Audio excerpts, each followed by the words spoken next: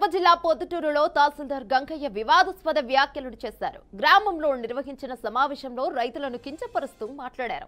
కొన్ని ప్రాంతాల్లో రోడ్లు నిర్మాణాలకు తమ భూములు నష్టపోయినట్లు ఓ రైతు ఆవేదన వ్యక్తం చేశారు.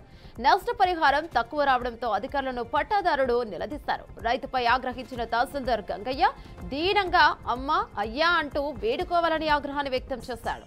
సమావేశంలో జాయింట్ కలెక్టర్ ముందే రైతులపై తహసీల్దార్ విరుచుకుపడ్డాడు. ఇక దీంతో తహసీల్దార్ పై చర్యలు తీసుకోవాలంటూ రైతులు ఆందోళన చేపట్టారు. మేము ఎప్పుడో 2010లో ఉన్నాము. అప్పుడు మా రిజిస్ట్రేషన్ ఖర్చు 1,50,000. అప్పుడున్న రేట్ ప్రకారమే ఇప్పుడు ఇస్తామంటే పప్పులు బెల్లం రాలేదు. మా స్థలం ఎట్లా ఇవ్వాలి మేము? ఇప్పుడున్న పెట్రోల్ ఖర్చు ఎప్పుడున్న పెట్రోల్ ఖర్చు లేదు. మీరు ఎందుకు పెంచరు ఆ విధంగా? గవర్నమెంట్ అది కూడా డిసైడ్ చేసేది ట్యాక్స్ వేసుకొని.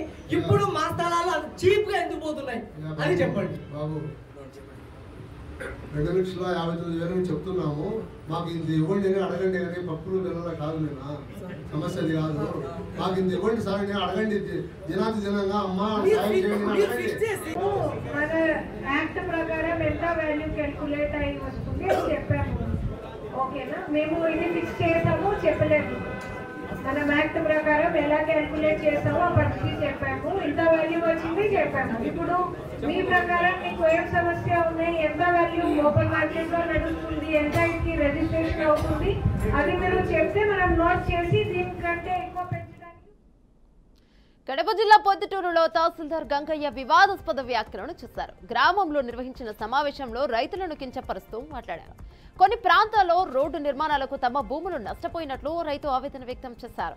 ఇక నష్టపరిహారం తక్కువ రావడంతో అధికారులను పట్టాదారులు నిలదీశారు. రైతుపై ఆగ్రహించిన తహసీల్దార్ గంగయ్య దీనంగా అమ్మ అయ్యా అంటూ వేడుకోవాలని ఆగ్రహాన్ని వ్యక్తం చేశాడు. ఇక సమావేశంలో జాయింట్ కలెక్టర్ ముందే రైతులపై తహసీల్దార్ విరుచుకుపడ్డాడు. దీంతో తహసీల్దార్ పై చర్యలు తీసుకోవాలంటూ రైతులు కూడా ఆందోళన చేపట్టారు. రైట్, ఇక ఇదే అంశం మరింత సమాచారం మా ప్రతినిధి కృష్ణ అందిస్తారు. రైట్ కృష్ణ, చెప్పండి.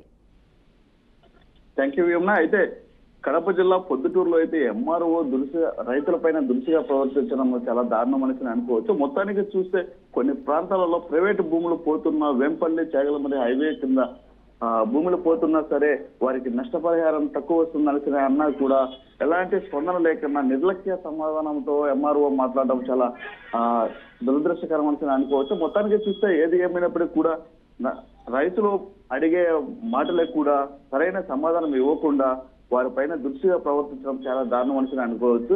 అదే కాకుండా జాయింట్ కలెక్టర్ కూడా వారి సమక్షంలో కూడా అలా మాట్లాడడం అనేది కూడా ఇది ప్రశ్నీయంగా అయితే మారిందని అనుకోవచ్చు. మొత్తానికి చూస్తే అక్కడ రైతులకు సంబంధించి భూమిని పోవడంతో వారికి సరైన నష్టపరిహారము అందలేదని వారి ఆవేదన వ్యక్తపరిచినా కూడా అటు జాయింట్ కలెక్టర్ కావచ్చు, అదే విధంగా పొద్దుటూరు ఎంఆర్ఓ గంగయ్య కావచ్చు ఎలాంటి మేము చేస్తామని భరోసా ఇవ్వకుండా వారిపైన దురుసుగా ప్రవర్తించి మాట్లాడడం, నిర్లక్ష్య సమాధానం ఇవ్వడము చాలా దారుణం అని కూడా అనుకోవచ్చు.